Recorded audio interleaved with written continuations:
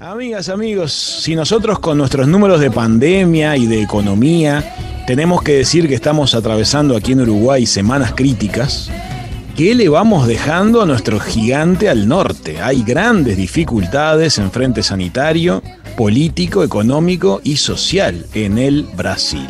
Nosotros tenemos una gran frontera seca con ellos, es uno de nuestros principales socios comerciales, pero se le siente muy turbulento. Queremos ver dónde estamos parados y vamos a tratar de aclarar un poco el panorama conversando con la periodista especializada Denise Mota. Buenas tardes, Denise. Bienvenida a Hijos de Punta. ¿Cómo están? Buenas tardes. Gracias por esa invitación y gracias por la música. ¿Te gusta Paula Lima? Es un alivio un ratito escuchar algo de la vieja vida que teníamos, ¿verdad? ¿Tú de dónde sos, Denise? Yo soy de San Pablo, nacida y criada ahí como Paula Lima. Como Paula, sí. También. Tuve el placer de verla en vivo. Ella era de una banda de funk, jazz, llamada Funk Como Le Gusta, que empezó como tantos artistas cantando en bares, en boliches, así. Ajá. No tan chiquitos, pero bastante barriales de San Pablo, y yo llegué a verla antes del boom, antes de que se volviera Paula Lima, ¿no? Así claro. Que me llevaron a momentos muy, muy felices de mi vida en San Pablo. ¿Cuántos años hace que estás en el Uruguay? 16. Ya estás muy aquí. Ya debuté, ¿viste? Ya tuve mi fiestita de 15 años de Uruguay y todo. Denise, y entonces tú como que ya tenés las dos sensibilidades muy activadas, porque tenés todo tu desarrollo personal en el Brasil, pero ya llevas 16 años aquí comprendiendo la manera de ver las cosas que tenemos los uruguayos. Sí, es cierto. Sí, ya... Creo que ya realmente cuando voy a San Pablo, que ahora hace más de un año que no voy porque justo me cayó la pandemia, claro, en el medio de los planes de ir a ver mis padres, pero cuando voy ya me dicen que yo hablo cantado, que yo hablo raro, es como que tengo un pie en cada barco, ¿viste? Un pie en cada barco. Bueno, sos la persona ideal entonces para orientarnos en este mar de noticias que van llegando a diario desde el Brasil. ¿Y qué te parece si vamos viendo un poquito los distintos frentes principales en orden, ¿no? Para poder situar un poquito el análisis. Primer tema, lo sanitario.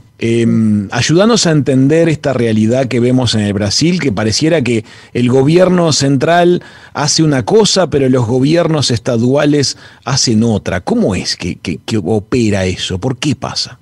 Sí, mira, Brasil es una república federativa, ¿no? Desde la comprensión administrativa de Brasil, los estados tienen algunas potestades. Son como gobiernos independientes, incluso en lo de la policía civil, cada estado tiene la suya. Bien.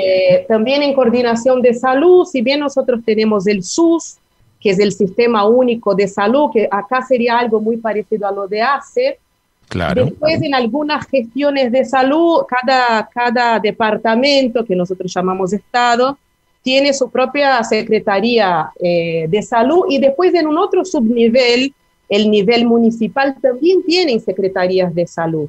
Entonces, digamos que el poder está mucho más diluido en Brasil de lo que está en Uruguay, por ejemplo, cosa que para Brasil en este momento ha sido una muy buena noticia, porque fue ese estado un poco más líquido de poder en Brasil que habilitó a los gobernadores a tomar algunas decisiones que ahora vemos que son las decisiones que bien o mal no dejan que Brasil caiga totalmente por el pozo, ¿no? De todas las maneras, Brasil hoy es el país con el más grande número de infectados y muertes por día. Incluso Estados Unidos, que venía bastante adelante, ya está disminuyendo su número de contagios y de muertes, pero Brasil tiene 1.800 muertes al día.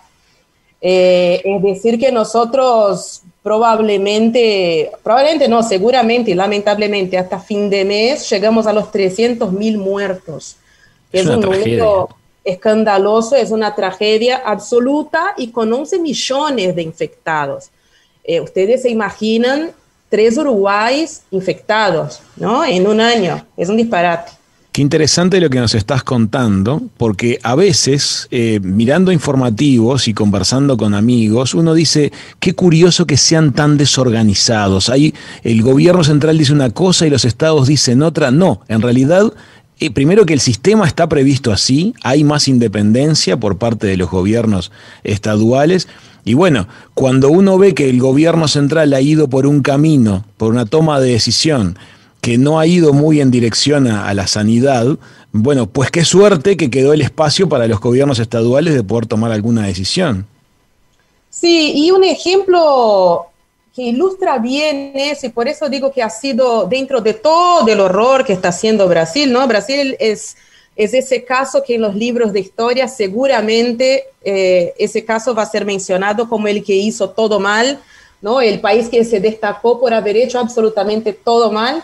Pero una iniciativa que estuvo buena en Brasil fue que justo el gobernador de São Paulo, João Doria, justo por tener esta independencia, pudo contratar las vacunas de Sinovac y de hecho desarrollarlas en São Paulo. De hecho hay dosis saliendo de São Paulo y también Fiocruz, que es otra institución vinculada al estado de Río de Janeiro, está desarrollando la AstraZeneca. Entonces son como acuerdos por afuera del gobierno federal, si bien que sí, después para que el avión baje de India o de China para traer los insumos, sí es necesaria la coordinación del gobierno federal porque está bajando en territorio brasileño y esta coordinación sí o sí se tiene que hacer con el Ministerio de Salud a cargo de Bolsonaro. Pero después los primeros contactos, incluso el cierre de contratos se hizo en gobiernos estaduales y buena parte de Brasil, la enorme parte de Brasil por ahora está vacunada con la Sinovac. Si no me equivoco, creo que son 5% de la población. Una gran parte de estos 5% está vacunada con Sinovac, que fue una gestión independiente. Entonces, nos ha salvado, digamos. Eso nos permite entender muchos de los paquetes de noticias que veníamos recibiendo. Vamos a cambiar un poquito hacia el frente político. También fue noticia de tapa en los días que pasaron los eventos referidos a avatares en el juicio que se viene llevando a cabo de hace mucho tiempo contra el expresidente Lula da Silva. Entonces, ¿cómo vienen ahora planteadas las cartas? ¿Cómo vienen jugadas las cartas ante esta situación de Lula y ante la imagen pública del gobierno de Bolsonaro de cara al próximo gobierno del país? Mira, hay muchas lecturas, ¿no? De hecho, hoy asume, si no todavía no oficialmente, pero sí ya empezó a dar notas a la prensa, por ejemplo, el nuevo ministro de Salud, que se llama Marcelo Queiroga. Una buena noticia es que ya habló con tapabocas a los periodistas, por ejemplo. Es una señal. Ahí ya vimos, ¿no? Ya vamos avanzando, después de un año que un jerarca del gobierno Bolsonaro use tapabocas, ya vamos avanzando. Pero hay muchas lecturas que dicen que Bolsonaro está reaccionando a 2022. Y reaccionar a 2022 es reaccionar al miedo Lula, que es un factor nuevo que todavía todo el escenario político brasileño está evaluando de qué forma esa variable Lula va a cambiar las cartas, porque el juego venía, digamos, barajado de una forma, mucha gente daba a Lula por muerto políticamente y la Suprema Corte, en una vuelta de tuerca, porque la verdad es que no se esperaba eso, incluso se dice que dentro de la propia Suprema Corte varios ministros fueron tomados de sorpresa, pero bueno, la Suprema Corte rehabilita a Lula al juego político y hay muchas lecturas posibles. Una es que Fachin, que es el relator de la Lava Jato en la Suprema Corte, que es ese hombre que decide anular la condenación de Lula, que en realidad lo que él hace, su movimiento es para salvar a Moro. Ajá, el ex juez. El ex juez Sergio Moro, porque había muchos recursos de la defensa de Lula pidiendo para que se decretara la sospecha legal de Moro, o sea, que la Suprema Corte decidiera si Moro fue imparcial o si fue parcial a la hora de decidir por la condena de Lula. Si la Suprema Corte vota por eso, la Lava Jato queda muy perjudicada en términos de credibilidad. Entonces hay una lectura de que Fachin, relator de la Lava Jato adentro de la Suprema Corte y que siempre ha sido representante de la Lava Jato adentro de la Suprema Corte, que es una estrategia del tipo, bueno, pierdo los anillos, pero retengo la mano. O sea, todo bien, el juicio de Lula arrancaría de nuevo, porque tampoco es que Lula está inocentado. Claro, claro. El juicio se reiniciaría. Eso, el juicio. Pero puede tener actividad política. Puede tener actividad política. Eso fue inmediatamente después de la decisión de Fachin, o sea que Lula está activo políticamente. Pero Denise, ahí tengo una preguntita puntual, discúlpame que te interrumpa. Si puede tener actividad política y candidatearse, sí, y logra un cargo electivo, ¿se activan fueros de protección? Sí. Ajá, ok, Sí. esa era la pregunta. Sí, sí. Ahora es toda una cuestión de muchos cálculos, porque en términos electorales ya estamos muy cerca de las próximas elecciones, que son octubre de 2022, o sea, malo bien es un año y medio. Y hay posible reelección en Brasil. Es posible, sí. Bolsonaro se da por sentado, por lo menos hasta hoy, viste que en Brasil es el minuto a minuto, ¿no? O sea, hasta hoy, 16 de marzo, 4-4. Se candidatea. Bolsonaro es candidato. Okay. Pero incluso si, de nuevo, el juicio de Lula empieza en un juzgado de Brasilia, que es lo que determina Fachin, hay cuentas que dicen que no da el tiempo de sacarlo del juego político de nuevo, porque tendría que arrancar desde la primera instancia.